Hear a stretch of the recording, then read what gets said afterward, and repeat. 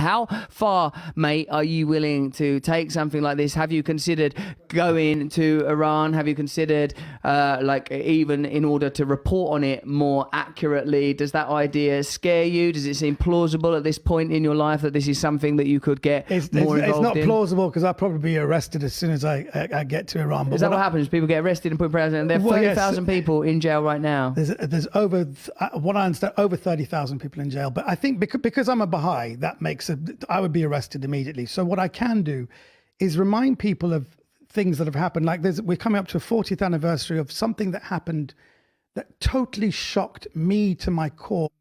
On the 18th of June is the 40th anniversary of the hanging of 10 women in a town called Shiraz, who are 10 Baha'i women. One of them was a woman called Mona, who was 17 years old. And all the others were 20, 25. I think one of them was 35.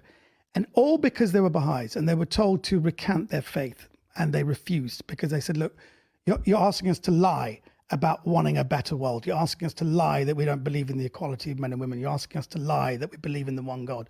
So they said no, and they were given many chances to recant and they didn't. So one by one, they were all hanged in front of each other. And in fact, this story, when it broke 40 years ago, it moved some artists. Actually, you can see there's a pop video was made called Mona with the Children by Jack Lenz and Doug Cameron, which got to #1 in North America. Some people might remember it, but it gave you a very good idea of this kind of Handmaid's Tale type. You know, Margaret Atwood, when she wrote Handmaid's Tale, she probably had the Islamic Republic in mind.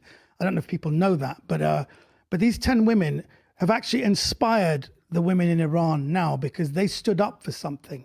They stood up. They actually gave their lives for an idea. That's what they did. Because you're asking us to lie. And that's the one thing people in Iran are saying. You can say whatever you like about the Baha'is, but they don't lie.